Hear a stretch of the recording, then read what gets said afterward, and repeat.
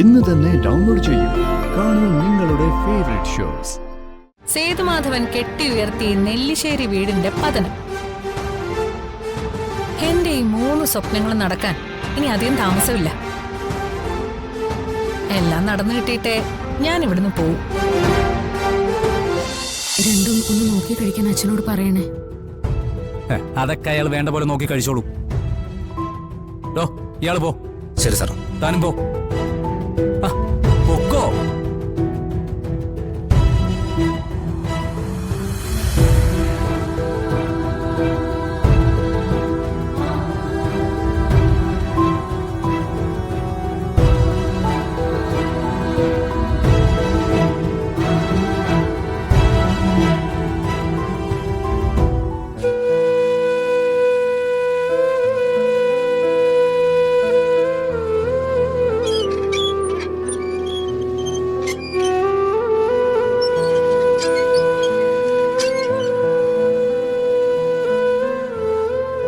ഇതാ നിങ്ങളുടെ മോള് കൊണ്ടുവന്നതാ.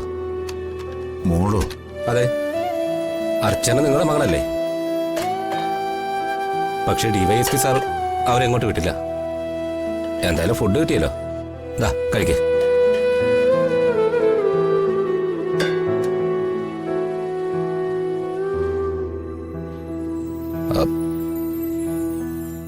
ഒരു പൊതി കൂടെ തന്നിട്ടുണ്ട്. മരുന്നാണെന്ന് തോന്നുന്നു. ഇതാ.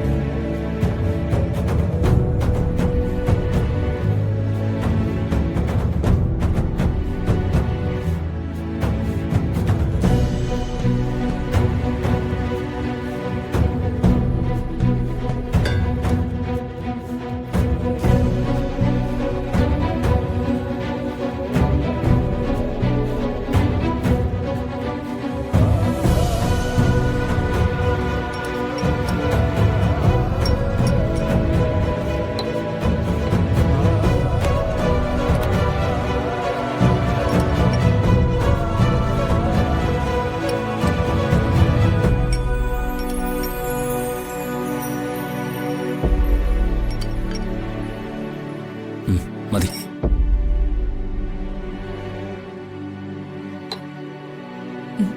സ്നേഹ എന്താ കഴിക്കാത്ത? അച്ഛന്റെ കാര്യം ഓർത്തപ്പോ വിഷമിച്ചിരുന്നിട്ട് കാര്യമൊന്നുമില്ല. അച്ഛൻ പോലീസ് കസ്റ്റഡിയിലാണെന്നുള്ളത് ഒരു റിയാലിറ്റിയാ. ഇനി നമ്മളത് ഫേസ് ചെയ്തേ പറ്റൂ. അവന്തികേച്ചി ഏതോ വക്കീലിനെ കൊണ്ട് ജാമ്യത്തിനുള്ള ഏർപ്പാട് ചെയ്തു എന്നാണല്ലോ ഞാൻ കേട്ടത്. അതൊക്കെ വെറുതെ ഷോ ഓഫ് ആണെന്നാ എനിക്ക് തോന്നുന്നത്.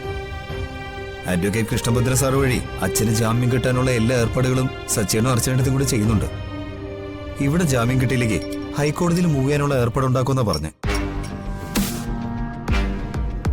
പക്ഷേ അവന്തിക്ക് അവരുടെ വക്കീലും കൂടി ചെന്ന് എന്തൊക്കെയോ കടലാസുകൾ അച്ഛനെ കൊണ്ട് സൈൻ ചെയ്യിപ്പിച്ച് കൊണ്ടുപോയി എന്നാണല്ലോ കേട്ടത്. അത് ശരിയാണോ? അങ്ങനെ പറയുന്ന കേട്ടു. സൂക്ഷിക്കണം. ആ കടലാസുകൾ വെച്ച് അവന്തിക എന്തൊക്കെ ചെയ്യുമെന്ന് കണ്ടു തന്നെ അറിയണം. ഒരവസരം കിട്ടിയ അത് നല്ലതുപോലെ മുതലാക്കാൻ അറിയുന്നയാളാ അവന്തിക. അവന്തിക എടുത്ത് വെറുതെ കുറ്റം പറഞ്ഞിട്ട് എന്താ കാര്യം? അർച്ചന എടുത്തിടെ വയറ്റിലുള്ള കുഞ്ഞിന്റെ ദോഷം കൊണ്ട് ഇതെല്ലാം സംഭവിച്ചെന്നല്ലേ ഇവിടെ എല്ലാരും വിശ്വസിച്ചിരിക്കുന്നേ. ആര് വിശ്വസിച്ചു? ഞങ്ങൾ ആരും അങ്ങനെ വിശ്വസിച്ചിട്ടില്ല. അങ്ങനെ ഒരു ദോഷവും കൊണ്ടല്ല ഇങ്ങനെയൊക്കെ സംഭവിച്ചത്. മേലിൽ ആവശ്യമില്ലാത്ത കാര്യങ്ങൾ പറയരുത്. എന്തൊരു ക്രൂരത ഇവരൊക്കെ പറഞ്ഞു വരുത്തുന്നത്. കുഞ്ഞുങ്ങൾ നിഷ്കളങ്കരാണെന്നാണ് പൊതുവെ പറയുന്നത്. ആ കുഞ്ഞുങ്ങളുടെ പേരിൽ ഇങ്ങനെയൊക്കെ ആരോപണം പറയുന്നവര് എത്ര നീചന്മാരായിരിക്കും. അവന്തികയാണല്ലോ ഈ വീട്ടിൽ ഇതിന്റെയൊക്കെ ഉപജ്ഞാതാവ്. സന്ദീപേ, ഇവര് കാണാൻ പോയ ആ ജോത്സ്യൻ ആരാണെന്ന് ഒന്ന് കണ്ടുപിടിക്കണം. അയാളെ ശരിക്കും ഒന്ന് കണ്ടാൽ അറിയാം സത്യം എന്താണെന്നുള്ളത്. അതൊക്കെ നമുക്ക് പിന്നീട് അന്വേഷിക്കാം. സന്ദീപ് ഇരിക്കെ, ഭക്ഷണം കഴിക്കാം. എനിക്കിപ്പോ വിശപ്പില്ല.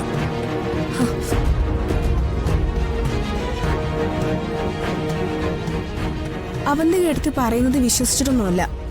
പക്ഷെ സംഭവിച്ച കാര്യങ്ങളെല്ലാം കൂട്ടിച്ചേർത്ത് നോക്കുമ്പോ അതിൽ ചിലതൊക്കെ തമ്മിൽ എന്തോ ബന്ധമുണ്ടെന്ന് തോന്നി. എന്റെ കാര്യത്തിൽ സംഭവിച്ചത് പോട്ടേന്ന് വെക്കാം. പ്രഗ്നൻസി അബോർട്ടായി പോയത് എന്റെ വിധിയാണെന്ന് ഞാൻ വിശ്വസിക്കുക. പക്ഷെ അതിനെ തുടർന്ന് ഇങ്ങോട്ടുണ്ടായ കാര്യങ്ങളോ? ഇതെല്ലാം സംഭവിച്ചത് എപ്പോഴാ? അർച്ചനടത്തി പ്രഗ്നന്റ് ആയതിനു ശേഷം. മതി, നിർത്ത്. ഇങ്ങനെ നീ ഓരോന്നിനെ ന്യായീകരിക്കല്ലേ? എന്താ ഞാനീ പറഞ്ഞതൊക്കെ സത്യമല്ലേ? നിന്റെ മണ്ടൻ സത്യങ്ങൾ ഈ മേശപ്പുറത്ത് വിളമ്പണ്ട. അതെടുത്ത് വെള്ളം തൊടാതെ വിഴുങ്ങാനേ എന്നെ കൊണ്ട് പറ്റില്ല. 1000 തവണ പറഞ്ഞു കൊടുത്താലും മനസ്സിലാവാത്തൊരു ജന്മം. ഭക്ഷണം കഴിക്കാൻ വന്നിരിക്കുമ്പോഴെങ്കിലും ഇങ്ങനെയുള്ള വർത്തമാനങ്ങൾ ഒഴിവാക്കിക്കൂടെ?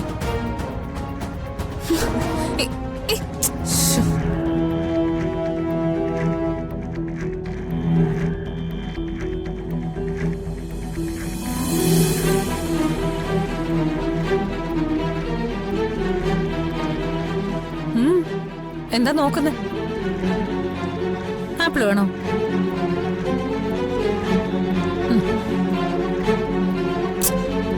ഏയ്, 2-4 ദിനം കൊണ്ടൊരുത്തനെ തണ്ടിലേറ്റി നടത്തുന്നതും ഭവാൻ, മാളിക മുകളേറിയ മന്നന്റെ തോളിൽ മറാപ്പ് കയറ്റുന്നതും ഭവാൻ. കേട്ടിട്ടില്ലേ പൂന്താനത്തിന്റെ ജ്ഞാനപ്പാന? അതാ ഇപ്പൊ നെല്ലിശ്ശേരി സേതുമാധവന്റെ അവസ്ഥ. നെല്ലിശ്ശേരിയിൽ രാജാവായി വാണ സേതുമാധവൻ ഇപ്പതേ ലോക്കപ്പിനുള്ളിൽ കിടക്കുന്നു.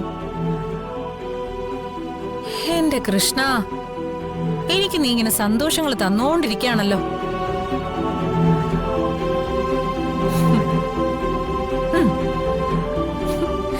ഇതുവരെ കണ്ടതുപോലെ അല്ല നീ. കളിയെ കലാശക്കൊട്ടിലേക്കാ.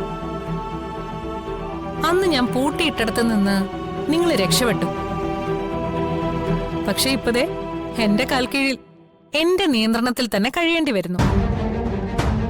എടോ മണ്ടം ഭർത്താവേ, നെല്ലിശ്ശേരിയിലെ സേതുമാധവന്റെ പതനം, എല്ലാവരാലും വെറുക്കപ്പെട്ട അർച്ചനയുടെ പടിയിറക്കം, പിന്നെ സേതുമാധവൻ കെട്ടി ഉയർത്തിയ നെല്ലിശ്ശേരി വീടിന്റെ പതനം. എന്റെ ഈ 3 സ്വപ്നങ്ങളും നടക്കാൻ ഇനി അധികം താമസമില്ല. എല്ലാം നടന്നു കിട്ടിയിട്ടേ ഞാൻ ഇവിടുന്ന് പോവും.